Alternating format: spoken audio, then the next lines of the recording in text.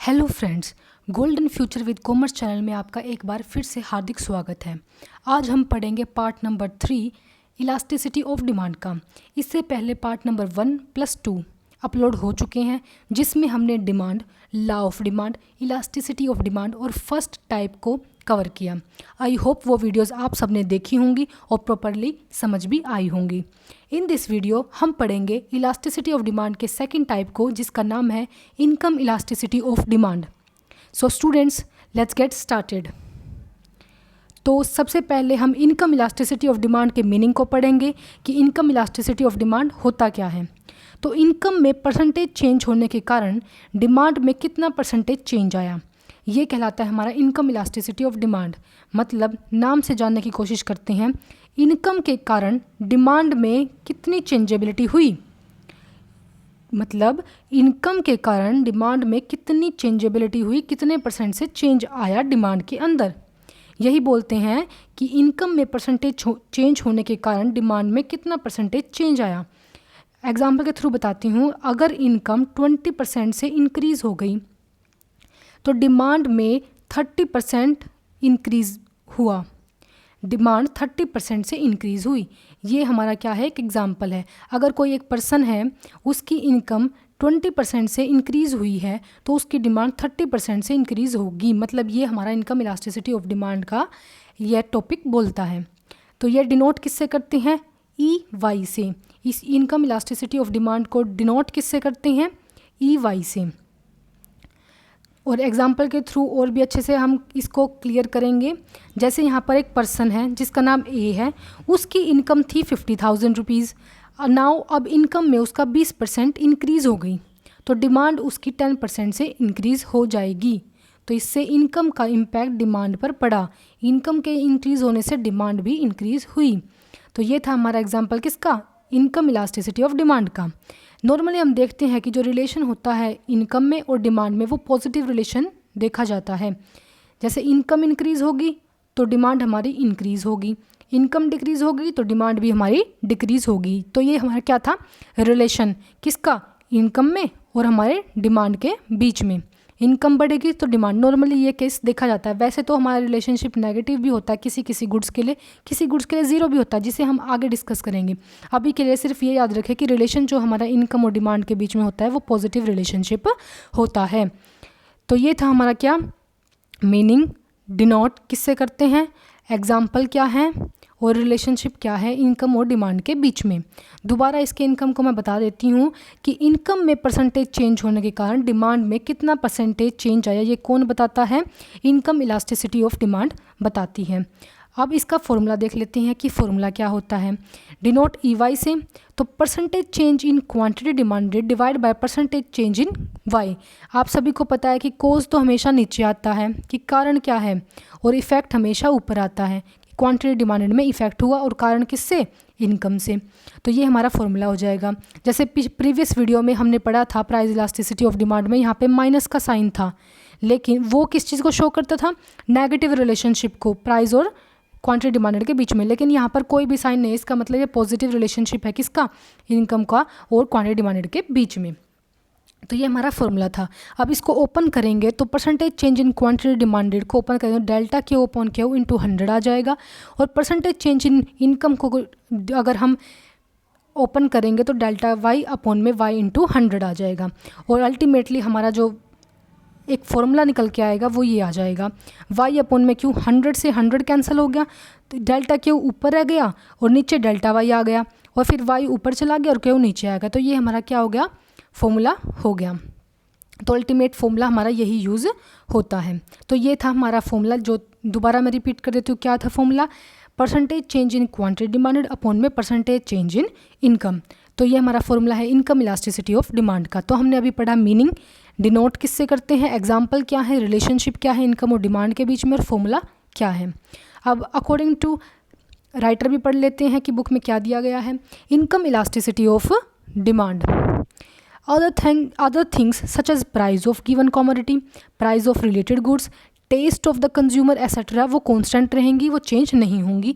Percentage change in quantity demanded of a thing caused by given percentage change in income of the consumer, तो consumer की जो income में change आया percentage change, उसके द्वारा क्या हुआ, क्वांटिटी डिमांडेड में परसेंटेज चेंज आया। वही कौन बताता है, इनकम इलास्टिसिटी ऑफ डिमांड बताती है, जिसको डिनोट इससे करते हैं। तो मेजरमेंट जिसमें इसका फॉर्मूला है, income elasticity can be measured by the following formula. ये फॉर्मूला जो अभी हमने डिस्कस किया था, percentage change in quantity demanded, percentage change in income, जिसका अल्टीमेटली ये रिजल्ट आया था, इसको ही यूज़ किया जाता है। अब यहाँ पर देखोगे आप, ई वाई का मतलब क्या है, ई वाई का मतलब है income elasticity of demand, delta Q का मतलब है change in quantity demanded, Q का मतलब है इनिशियल डिमांड, डेल्टा वाई का मतलब है चेंज इन इनकम और वाई का मतलब है इनिशियल इनकम। अब यहाँ पे ये तो फॉर्मूला हमने पढ़ लिया, अब इलस्ट्रेशन भी देख लेते हैं एक इसका। व्हेन योर मंथली इनकम, जो हमारी मंथली इनकम है वाई, वो है 3000 रुपीज़ और आपकी डिमांड है इस इनकम के ऊपर 10 यूनिट्स ऑफ आइसक्रीम। आप आइसक्रीम की 10 यूनिट्स को क्या करते हो, डिमांड करते हो। If your monthly income increases, अगर आपकी मंथली इनकम इंक्रीज़ हो जाए, कितनी, 6000 रुपीज़ हो जाए, और आपकी डिमांड, तब आपकी डिमांड क्या कितनी बढ़ जाएगी, 30 यूनिट्स ऑफ आइसक्रीम आप डिमांड करने लग जाओगे। पहले करते थे 10 यूनिट्स, अब करोगे 30 यूनिट्स। तो यहाँ पर इनकम इलास्टिसिटी ऑफ डिमांड को मेजर करना है, तो यही डायरेक्ट फॉर्मूला यहाँ पर आपका लग जाएगा और इसमें पुट करके वैल्यू आप क्या निकालोगे, elasticity of income elasticity of demand निकालोगे। तो यहाँ पर क्या है, वाई 3000 रुपीज़ है, जो चेंज हुआ इनकम में वो 6000 रुपीज़ है, delta y 6000 minus 3 is equals to 3000, ये वैल्यू आ गई। ऐसे ही क्यू की निकाल लेंगे हम, तो डायरेक्टली फॉर्मूले में पुट करेंगे और आंसर 2 निकल आएगा, जो कि ग्रेटर देन 1 है। इसका मतलब आप क्या करो, ग्रेटर देन यूनिटी आपकी इलास्टिसिटी ऑफ डिमांड है, इनकम इलास्टिसिटी ऑफ डिमांड है। तो ये था हमारा इलस्ट्रेशन। अब हमने यहाँ पे क्या क्या कवर किया, अकॉर्डिंग टू राइटर हमने मेजरमेंट देखी और उसके बाद में इलस्ट्रेशन को कवर किया। अब उसके बाद हम डिग्रीज देखते हैं कि डिग्री कितने प्रकार की होती है इनकम इलास्टिसिटी ऑफ डिमांड की। तो यहाँ पर 3 डिग्रीज होती हैं, कितनी, 3 डिग्रीज होती हैं। फर्स्ट है पॉजिटिव इनकम इलास्टिसिटी, सेकंड है negative income elasticity of demand, third है zero income elasticity of demand. तो सबसे पहले हम पढ़ते हैं वो है positive income elasticity of demand, जो क्या शो करती है, पॉजिटिव रिलेशनशिप को इनकम और डिमांड के बीच में। पॉजिटिव रिलेशन का मतलब जब इनकम इंक्रीज होगी तो डिमांड भी इंक्रीज होगी, जब इनकम डिक्रीज होगी तो डिमांड भी डिक्रीज होगी, मतलब दोनों एक दूसरे को फॉलो करेंगे। तो यह किस में होती है, नॉर्मल गुड्स में। जैसे जी इसका एग्जांपल क्या होगा, शूज़ हो गया, क्लोथ्स हो गए, ये हमारे नॉर्मल एग्जांपल हैं। तो ये positive income elasticity of demand क्या बोलता है कि यह है, जैसे positive income elasticity of demand, पहला वर्ड क्या है, पॉजिटिव, तो ये पॉजिटिव रिलेशनशिप को शो करेगा इनकम का इलास्टिसिटी ऑफ डिमांड पर। तो वो नॉर्मल गुड्स का होता है। यहाँ पर हमारे पास 3 तरह की डिग्रीज पाई जाती हैं। फर्स्ट है unitary elastic elasticity of demand, less than unitary elasticity of demand, और थर्ड है more than unitary elasticity of demand. तो यूनिटरी इलास्टिसिटी ऑफ डिमांड क्या बोलती है कि इनकम में जितना चेंज आएगा डिमांड में उतना ही चेंज आ जाएगा, इक्वल। जैसे इनकम हमारा 20% से इंक्रीज़ हुई, तो यहाँ पर डिमांड भी 20% से हमारी क्या होगी, डिमांड भी क्या होगी, 20% से हमारी इंक्रीज़ होगी। बिल्कुल सेम हमारा क्या होगा, चेंज आएगा। उसके बाद नेक्स्ट है less than unitary elasticity of demand. Income में जितना चेंज आया डिमांड में उससे कम चेंज आएगा, मतलब इनकम में अगर 20% से चेंज आया तो डिमांड में सिर्फ 10% ही चेंज आएगा। ये बोलता है कौन, less than unitary elasticity of demand. More than unitary income elasticity of demand क्या बोलती है कि इनकम में जितना चेंज आया डिमांड में उससे ज़्यादा चेंज आएगा, मतलब इनकम में अगर 20% चेंज आया तो डिमांड में हमारा 30% चेंज आ जाएगा। तो ये क्या बोलता है, more than unitary elasticity of demand. दोबारा बता देती हूँ, यूनिटरी में मतलब इक्वल चेंज आएगा डिमांड इनकम के द्वारा डिमांड में, इनकम में जितना चेंज आया उतना ही डिमांड में चेंज आएगा। उसके बाद less than unitary elasticity of demand, मतलब इनकम में जितना चेंज आया डिमांड में उससे थोड़ा कम चेंज आएगा, उससे कम चेंज आएगा, मतलब 20% से इंक्रीमेंट हुई तो 10% से इंक्रीमेंट होगी। मोर than unitary elasticity of demand, जितना इनकम में चेंज आया डिमांड में उससे ज़्यादा चेंज आएगा, तो मतलब इनकम 20% से डिमांड 30% से इंक्रीज़ हुई। तो ये था हमारा first degree positive income elasticity of demand. उसके बाद हम पढ़ते हैं सेकंड, जिसका नाम है negative income elasticity of demand. ये क्या शो करती है, नेगेटिव रिलेशनशिप किसके बीच में, इनकम के बीच में और डिमांड के बीच में। नेगेटिव रिलेशनशिप बोले तो कि इनकम में अगर इनकम बढ़ रही है तो डिमांड डिक्रीज़ होगी, अगर इनकम डिक्रीज़ हो रही है तो डिमांड इंक्रीज़ होगी। तो ये एक दूसरे के अपोजिट होते हैं, अपोजिट रिलेशनशिप को शो करते हैं। जैसे इन्फीरियर गुड्स, इन्फीरियर गुड्स का मतलब जो हमारे लो क्वालिटी के गुड्स होते हैं। यहाँ पर मैं एग्जांपल लूँगी देसी घी वर्सेस डालडा। मतलब यहाँ पे अगर हमारी इनकम इंक्रीज़ हो जाएगी तो हम डालडा को क्या करेंगे, यूज़ नहीं करेंगे, फिर हम क्या करेंगे, देसी घी को यूज़ करेंगे, देसी घी को यूज़ करेंगे। तो यहाँ पर क्या हो गया, हमारा अगर इनकम बढ़ी तो हमने डिमांड जो है डालडे की वो कर दी कम, और किसकी बढ़ा दी, देसी घी की डिमांड हमने बढ़ा दी। तो यहाँ पे इन्फीरियर गुड्स में अपोजिट होती है, जब इनकम हमारी इंक्रीज़ हो जाएगी तो डालडे की जो डिमांड है वो डिक्रीज़ हो जाएगी। अगर इनकम हमारी डिक्रीज़ होगी तो डालडे घी की हमारी जो डिमांड है वो इंक्रीज़ हो जाएगी। तो यह चीज़ रिलेशनशिप शो करता है कौन, negative income elasticity of demand. दोबारा बता देती हूँ negative income elasticity of demand क्या बोलती है। यह एक नेगेटिव रिलेशनशिप को शो करती है, जब इनकम बढ़ेगी तो डिमांड घटेगी, इनकम घटेगी तो डिमांड बढ़ेगी, और यह इन्फीरियर गुड्स में देखा जाता है। उसके बाद थर्ड है हमारा zero income elasticity of demand. Zero income मतलब ज़ीरो इफेक्ट पड़ रहा है। यह नो रिलेशनशिप को शो करता है, मतलब इनकम में जितना भी परसेंटेज चेंज आया डिमांड में कोई भी चेंज नहीं आएगा। ये हमारे नेसेसरी गुड्स हैं, जैसे नमक हो गया, चीनी हो गई, ऑयल हो गया, तेल हो गया। तो ये हमारे zero income elasticity of demand को बढ़ाते हैं। अगर मेरी इनकम बढ़ गई मेरी 20% से, तो क्या मैं नमक का यूज़ ज़्यादा करने लग जाऊंगी? ऐसा तो नहीं होगा। नमक की क्वांटिटी जितनी मैं यूज़ करती थी उसकी डिमांड में ज़्यादा करने लग जाऊंगी, तो ऐसा नहीं होगा। नमक जितना मैं यूज़ करती थी उतना ही करूँगी, तो मेरी डिमांड जो है वो ज़्यादा नहीं होगी। कोई भी रिलेशनशिप यहाँ पर शो नहीं होगा हमारा नेसेसरी गुड्स में इनकम की वजह से। तो इनकम के कारण हमारी डिमांड में कोई चेंज नहीं आया। तो ये शो कौन करता है, zero income elasticity of demand. तो ये हमने 3 डिग्रीज पढ़ी, कौन कौन सी थी। फर्स्ट थी positive income elasticity of demand, second थी negative income elasticity of demand, और थर्ड थी zero income elasticity of demand. तो यही हमने पढ़ी है 3 डिग्रीज। उसके बाद हम अकॉर्डिंग टू राइटर भी पढ़ लेते हैं कि वो क्या बोलते हैं। तो उन्होंने सबसे पहले बोला है कि income elasticity of demand is of 3 types, 3 तरह की होती है। Positive income elasticity of demand क्या शो करती है, यह शो करती है हमारा पॉजिटिव रिलेशनशिप। जब डिमांड हमारी कंज्यूमर की जो इनकम इंक्रीज़ होगी तो उनकी जो डिमांड है वो भी इंक्रीज़ होगी, और वाइस वर्सा, मतलब जब इनकम डिक्रीज़ होगी तो डिमांड भी डिक्रीज़ हो जाएगी। और यह किस केस में होगा, यह होगा in case of the normal goods. ये डायग्राम के थ्रू भी हम देख लेते हैं। OY इनकम ले रखा है, OX क्वांटिटी ले रखी है हमने। देखो, जब हमारी इनकम B थी तो हम Q क्वांटिटी को क्या करते थे, कंज्यूम करते थे। जब हमारे पास इनकम B थी तो हम Q क्वांटिटी को यूज़ करते थे। लेकिन जब हमारी B इनकम से A इनकम पर चली गई, मतलब हमारी क्या हो गई, इंक्रीज़ हो गई हमारी इनकम, तो उसके बाद हमारी जो क्वांटिटी है वो भी Q1 हो जाएगी, मतलब इंक्रीज़ हो जाएगी। तो यह पॉजिटिव रिलेशनशिप को शो करता है। प्राइस इनकम बढ़ी तो क्वांटिटी भी बढ़ेगी, तो ये positive income elasticity of demand बोलता है। इसमें हमारे 3 तरह की टाइप्स होती हैं। फर्स्ट है हमारा unitary income elasticity of demand, second है less than unitary income elasticity of demand, या फिर बोलते हैं इनकम इनइलास्टिक डिमांड, और थर्ड है more than unitary income elasticity of demand, और बोलते हैं इनकम इलास्टिक डिमांड। तो यही चीज़ शो करती है unitary income elasticity of demand क्या बोलती है कि हमारा इक्वल परसेंटेज से चेंज आएगा। अगर इनकम हमारी 100% से बढ़ी तो हमारी क्वांटिटी डिमांडेड भी 100% से क्या होगी, इंक्रीज़ होगी। और उसके बाद सेकंड है less than unitary income elasticity of demand. अगर हमारी जो इनकम है वो 100% से बढ़ी तो हमारी जो डिमांड है वो 50% से बढ़ेगी। तो ये क्या शो करेगी, लेस देन यूनिटरी को, एक से कम को।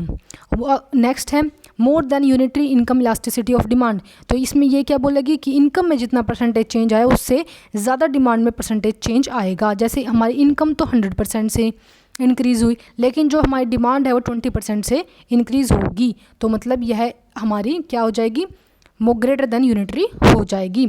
उसके बाद सेकंड पॉइंट क्या बोलता है, सेकंड पॉइंट है हमारा second degree negative income elasticity of demand. ये क्या शो करती है, ये हमारा नेगेटिव रिलेशनशिप को शो करती है इनकम का और डिमांड के बीच में। जैसे देखो लिखा हुआ है, income elasticity of demand is negative when increase in the income of the consumer. जब कंज्यूमर की इनकम इंक्रीज हुई, is accompanied by fall in the demand of the goods की डिमांड डिक्रीज हो जाएगी, और उसका वाइस वर्सा, जब income में डिक्रीज हो जाएगी तो डिमांड राइज हो जाएगी। ये किस केस में होता है, इन्फीरियर गुड्स के केस में होता है। जैसे कोर्स गेंस, कोर्स क्लोथ मतलब मोटा अनाज या फिर मोटा कपड़ा जो कब कोई भी यूज़ नहीं करता, लो क्वालिटी ऑफ गुड्स ये होते हैं। तो इनको कब यूज़ किया जाता है? जब हमारी इनकम कम होती है तब हमें यह यूज़ किया जाता है, लेकिन जब हमारी इनकम बढ़ जाती है तो हम क्या करते हैं, इनका यूज़ करना कम कर देते हैं। जैसे ये डायग्राम के शुरू हम देखते हैं, डायग्राम के थ्रू जैसे जब हमारी इनकम 10 थी तब हम करते थे 4 क्वांटिटी को यूज़, लेकिन जब हमारी इनकम बढ़ गई है 20 तो हम कम कर दी है, हमने 2 क्वांटिटी पर आ गए हैं। तो ये किस चीज़ को शो करेगी? नेगेटिव रिलेशनशिप को। 10 थी जब तो ज़्यादा यूज़ करते थे, लेकिन अब जब हमारी इनकम बढ़ गई है तो हम कम यूज़ करने लग गए हैं इस गुड्स को। तो ये थी हमारी negative income elasticity of demand. अब उसके बाद थर्ड पढ़ते हैं। थर्ड कौन सी है? Zero income elasticity of demand. यहाँ पर हमारा कोई रिलेशनशिप नहीं होता, डिमांड में कोई चेंज नहीं आएगा चाहे इनकम कितनी भी चेंज हो जाए। तो देखो लिखा हुआ है income elasticity of demand is zero. कब? जब change in the income of the consumer evokes no change in his demand, की कोई भी चेंज नहीं होगा डिमांड में। एग्जाम्पल इसमें डायग्राम के थ्रू देखते हैं। देखो 10 इनकम थी तब हमारी 4 क्वांटिटी हम डिमांड करते थे, जब 20 हमारी इनकम हो गई, बढ़ गई, तब भी हम कितनी करते हैं? 4 क्वांटिटी को ही कंज्यूम करते हैं। इनकम के इंक्रीज़ होने पर या फिर डिक्रीज़ होने पर कोई चेंज नहीं आएगा, हमारी जो क्वांटिटी डिमांडेड है वो उतनी की उतनी रहेगी। तो ये बोलता है हमारा zero income elasticity of demand. तो ये थी हमारी थर्ड डिग्री जिसका नाम था zero income elasticity of demand. अब ये हमारा कंबाइन करके दे दिया है ये तीनों की तीनों डिग्रीज़ को। देखो ओ वाई पर क्वांटिटी दे दी, ओ एक्स पर इनकम दे दी। तो यहाँ पर जो हमारी ये चीज़ शो हो रही है वो positive income elasticity of demand को शो आउट करती है, जो कि नॉर्मल गुड्स की होती है। ये उसके बाद ज़ीरो को कर रही है जो कि नेसेसरी गुड्स की होती है, फिर ये कर रही है जो कि इन्फीरियर गुड्स की होती है। तो ये हमारा एक कलेक्टिव डायग्राम था जो तीनों डिग्रियों को शो कर रहा है। तो ये पढ़ी हमने सारी की सारी, मतलब 3 की 3 क्या डिग्रीज़ पढ़ी हमने अकॉर्डिंग टू राइटर। उसके बाद हमने इम्पोर्टेंस पढ़ना है। इनकम इलास्टिसिटी ऑफ डिमांड की इम्पोर्टेंस क्या है? इम्पोर्टेंस यहाँ पर 3 दी गई हैं। फर्स्ट है डिसीजन रिगार्डिंग इन्वेस्टमेंट। जब हम इन्वेस्टमेंट के रिगार्डिंग कोई डिसीजन लेते हैं तब भी हमारी जो इनकम इलास्टिसिटी ऑफ डिमांड है वो यूज़ होती है। सेकंड है फोरकास्टिंग ऑफ डिमांड। डिमांड को फोरकास्ट करने पर भी हमारी इनकम इलास्टिसिटी ऑफ डिमांड का बहुत ज़्यादा इंपॉर्टेंस है, बहुत ज़्यादा रोल है। उसके बाद डिमांड को क्लासीफाई करने में भी यह हेल्प करती है। तो आओ देखते हैं कि क्या लिखा गया है अकॉर्डिंग टू राइटर। तो importance of income elasticity of demand. First point है decision regarding investment. Investment decision लेने के लिए जो बिजनेस में इनकम इलास्टिसिटी हेल्प करती है। कैसे? जब प्रोड्यूसर्स उन इंडस्ट्रीज़ में ज़्यादा इन्वेस्ट करते हैं जहाँ पर इनकम इलास्टिसिटी क्या होती है? ज़्यादा होती है, बिकॉज यहाँ इनकम के कंपैरिजन में डिमांड ज़्यादा से इंक्रीज़ हो रही होती है। देखो लिखा हुआ है दे वुड इन्वेस्ट, मतलब प्रोड्यूसर वहाँ इन्वेस्ट करते हैं उन इंडस्ट्रीज़ में ज़्यादा जहाँ पर income elasticity of demand greater than unity होती है, और वहाँ कम करते हैं जहाँ पर low income elasticity of demand होती है। इनकम जहाँ पर मोर देन यूनिटी होती है उनकी क्या क्या एग्जांपल है? जैसे कार्स हो गई, स्कूटर्स हो गए, टेलीविज़न होगी, वीसीआर, वॉशिंग मशीन, रेफ्रिजरेटर। तो यहाँ पर जो प्रोड्यूसर्स हैं वो ज़्यादा इन्वेस्ट करेंगे। ये किससे पता चलता है हमें? ये पता चलता है हमें elasticity of demand, income elasticity of demand के थ्रू। और low income elasticity of demand में कम करती है। क्यों? क्योंकि यहाँ पर डिमांड कम परसेंटेज से चेंज होती है इनकम के इंक्रीज़ होने से।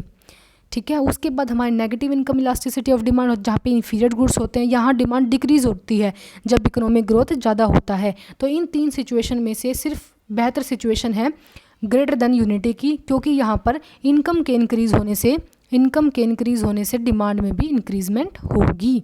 तो प्रोड्यूसर इसी चीज़ को लेके चलता है और इसके अकॉर्डिंग ही इन्वेस्टमेंट डिसीजन लेता है। उसके बाद है सेकंड पॉइंट जो है forecasting of demand. Forecasting of demand क्या बोलती है?